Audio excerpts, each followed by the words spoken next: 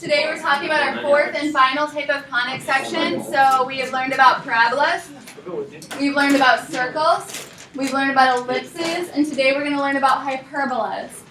So then after we learn about this one, I'll show you why they're called conic sections. The good and bad news of this lesson, I've said something like this before about other lessons, is it's a lot the same as yesterday. So if you got yesterday, good. If you didn't get yesterday, good. We have another day to practice the same type of stuff because it's a lot the same as yesterday. A hyperbola is defined as the set of all points so that the differences of the distance from the line to two fixed points called the foci is a constant. So yesterday with an ellipse, our definition was that the sum of those distances was constant. For a hyperbola, it's that the difference of those distances are constant. For a hyperbola, we're going to have a center. Today, our center is always going to be the origin. Later, we'll learn how to move everything around. Then we're going to have vertices. I'm going to pop my vertex here. We don't have co-vertices. I'm just going to go through the vertices, and they're going to open away from each other. They can be horizontal or vertical. So this one is opening up horizontally, but they could also open up and down across from each other. Within these two curves, we get our foci. And we get another feature here, and that is some asymptotes. That kind of define how wide this thing opens. They're always going to create an X through the center. So the definition that was given is that if I pick any point on this thing and I measure the distance from that point to one focus and that point to the other focus, and I subtract those, it should be the same for any 2 points. So yesterday, with an ellipse, we could kind of do it with a string. And we could put our pencil in a string, and that worked because the string would always be the same string. It always had the same length. We can't do that here because here we're not talking about adding up these two. We're talking about subtracting them. So it's a lot harder to kind of visualize how this is working, but that's how it's defined. But the key characteristics that we need to know are that we have a center, which today will be the origin. We have vertices that it's going to go through, which are not the center. So a lot of students pull these things all the way into the origin. They don't go all the way into the origin. We have foci that it opens up around. Foci is just the plural of focus. So this is kind of like a parabola, has a focus that it opens up around. Foci just is the plural. So we have two of them because there's two curves opening up around them. And then we have those asymptotes that are going to define how wide this thing opens up. So we went through all those definitions, and we have our chart here, just like yesterday, that gives us some important information about our equations. You don't need to memorize it. So we can have a horizontal or a vertical facing. The key difference in the equation that tells us whether it's going to be horizontal or vertical facing is the letter that comes first. X coming first means horizontal, Y coming first will mean vertical, because X is our horizontal axis and Y is our vertical axis. So yesterday, X always came first. Right? For an ellipse, X always comes first. For a hyperbola, the letter that comes first tells you about the direction it's facing. A major difference in our equation from yesterday, in an ellipse, we're adding. For a hyperbola, we're subtracting. Okay? Because yesterday it was the sum of all the distances is the same. Here it's defined by the difference of all the distances is the same. So that's why our equation here is subtracting. And then down at the bottom, once again, we get an important equation about our focus. Here, c squared is equal to a squared plus b squared. It's just our Pythagorean theorem.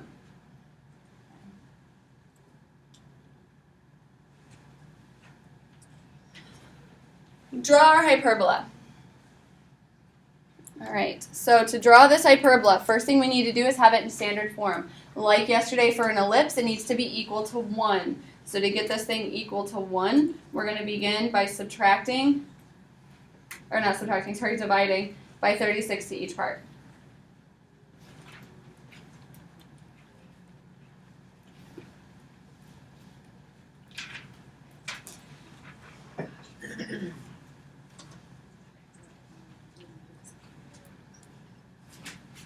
Now to graph this,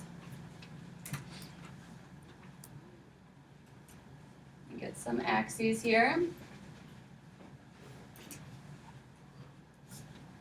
Today we are always going to be centering at the origin. The letter that comes first in the equation tells us which direction this thing is facing. So since x is coming first, this is going to be a horizontal one. It's going to be opening up sideways, like the original sketch that I made. Like yesterday, everything in the equation is squared. So when we go to plot it into our picture, we need to take square roots. So we need to take the square root of that 9 and get 3. And that's how far we're going to go out in the x direction. But I can't count.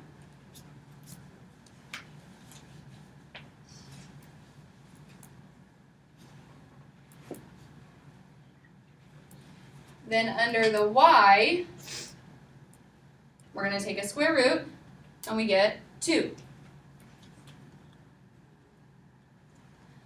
If my students remember to take square roots when the numbers in the problem are really big, so like if you have 144 and the problem are 81, then we remember to take square roots. When the numbers are smaller like this, it's more likely that students forget to take square roots of them because you don't mind plotting 9 or 4, but plotting 144 seems ridiculous. So then we remember we're supposed to do a square root, but we're always supposed to take square roots in our equation when we go to put it into the graph. Now what we're going to do with these, a little bit different than yesterday, is we're going to make a, I counted wrong again, still can't count.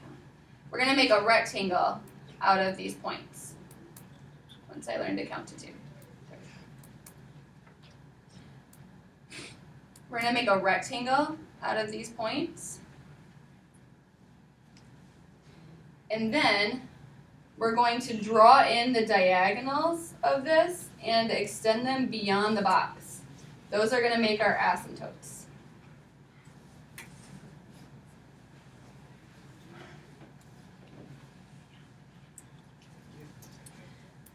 Now, because we said at the beginning that this thing was horizontal facing, we're going to draw our hyperbola into the 2 horizontal sections of this.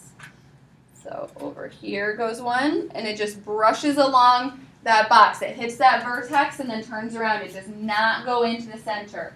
A lot of students draw these things all the way into the center. It just brushes along the vertex and then turns back around, and it follows those asymptotes along the way.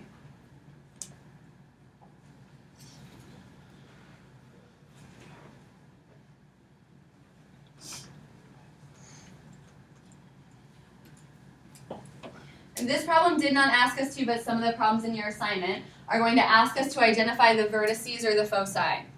The vertices we can tell by our equation, even without graphing. The letter that comes first is going to define our vertices. So x coming first defines our vertices. When we took our square root, we got 3. So our vertices are going to be at positive and negative 3, 0. The 3 is in the x spot of the point because it's the x spot of the equation. We don't have covertices, but we do have foci. Foci are defined by the equation c squared equals a squared plus b squared, where a squared and b squared are the numbers in the equation, and it doesn't matter which is which. Yesterday we wanted to talk about a always being the bigger one because we were subtracting, but since we're adding, a plus b is the same as b plus a, so it doesn't really matter which is which. So we just want to add up the numbers in the equation. So c squared is 13, which means c is positive and negative square root of 13. Like an ellipse, the foci always line up with the vertices. So we know which part of the point to put that in because we put it in the same part of the point as we put the vertex information. If we plot those into the graph, square root of 13 is a little bit bigger than 3, but smaller than 4, so it goes somewhere in there.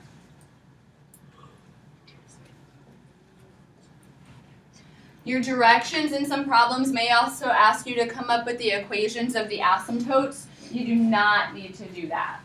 Okay? So I do want you to identify foci and vertices if you are asked to, but if you are asked to write the equations of asymptotes, you do not need to do that. So let's do another example. To start, first thing we need to do is get it equal to 1 so it's in standard form. So we're going to divide by 144.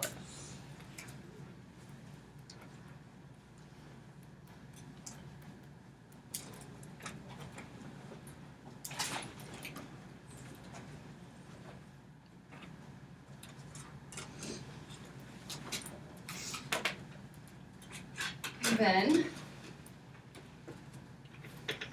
to graph this,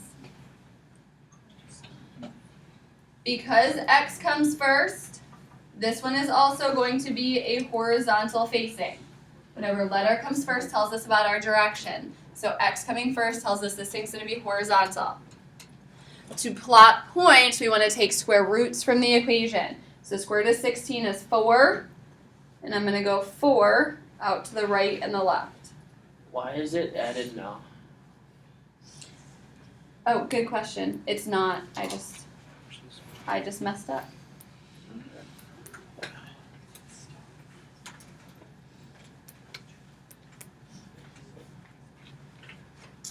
For the y, we're going to take the square root as well, and we get 3. We're going to go up and down 3.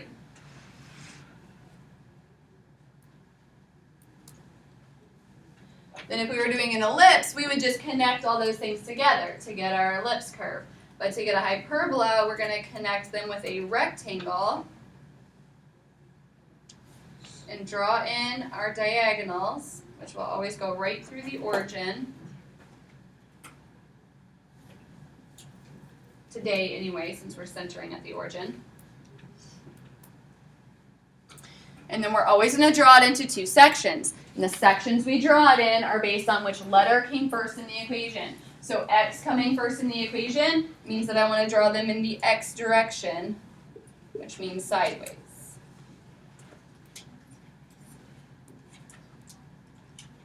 Why is that? Because the x comes first?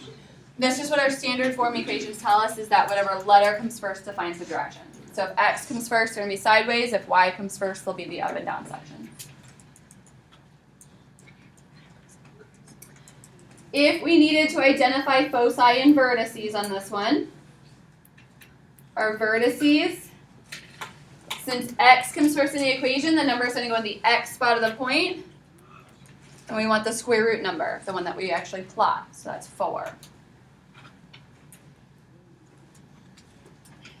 For foci, we need to use the c squared equals a squared plus b squared equation, which is really just our Pythagorean theorem. C squared equals a squared and b squared are the numbers in the problem, so 16 and 9. Add those up and get 25. So c is positive and negative 5. And that goes into the same part of the point as the vertex value does, because they are always in line with the vertices.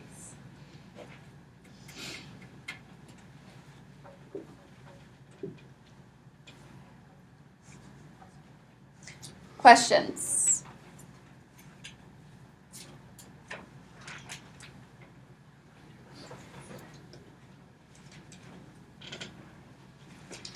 Write an equation of the hyperbola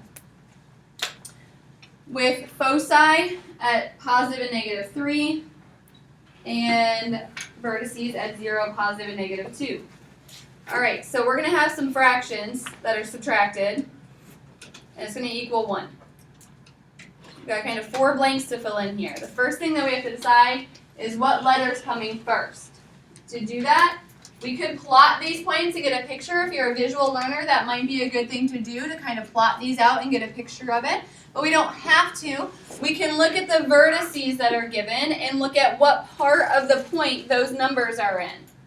They're in the y position.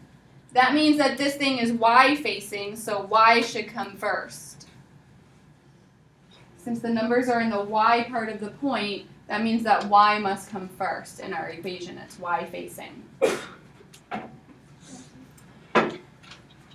Now, when we go to put these numbers into the problem, we don't put the numbers that are graphed into the problem. Whenever anything goes into the equation, everything in the equation is supposed to be squared. So what's going to go under the y? It's going to be 4 or is it going to be 9? Which one do we want to base this on? The vertices. The foci don't play a part in the equation. They're kind of hidden in there, but they're not directly in there. So we're going to take the vertex value and square it and put it in there. We don't have any information about x given in these points. So to find that, we need to use our focus equation. C squared equals a squared plus b squared. C is your focus value. So C is 3. A squared is the number we already know in the equation, and b squared is the number we want to know in the equation.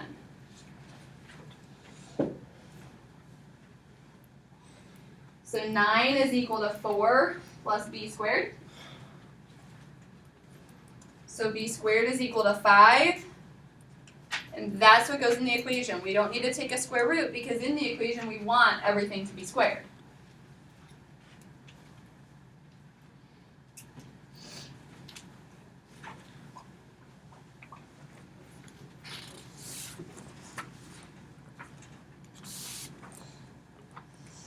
Questions?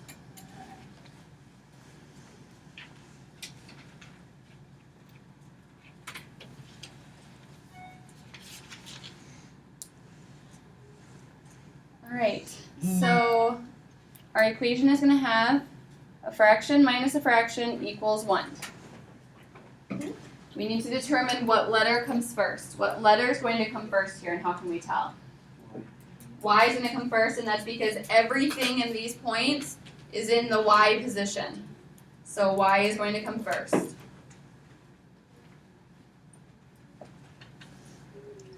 What's going to go under the Y squared? 9. The vertex defines what goes in the equation. So the vertices are at positive and negative 3. I'm going to square it when it goes into the equation. To find what goes under the x, we need our focus equation. C squared equals a squared plus b squared. C is our focus value, so C is 5. A squared is the number we already know in the equation. B squared is the number we want to know in the equation. So 25 equals 9 plus b squared. B squared is 16, and that's what goes in the equation. We don't need to square root it because we want everything squared in the equation. Questions? All right, I have some comments about your homework here. First, we are going to change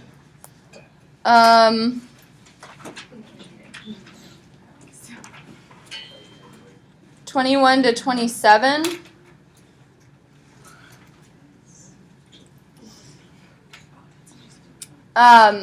And let's see, I think that's all the, and 39 to 36. A couple of those get pretty ugly with some fractions and stuff. So then there is a group of questions in this assignment, again, where we have some review. So it could be a parabola, it could be a circle, it could be an ellipse, or it could be a hyperbola. So when you think about how can we tell? So what is distinct about a parabola equation? Only one square. Okay, if it's just an x squared, just a y squared, it's going to be a parabola. Circles and ellipses look a lot alike. How can we tell the difference between a circle and an ellipse?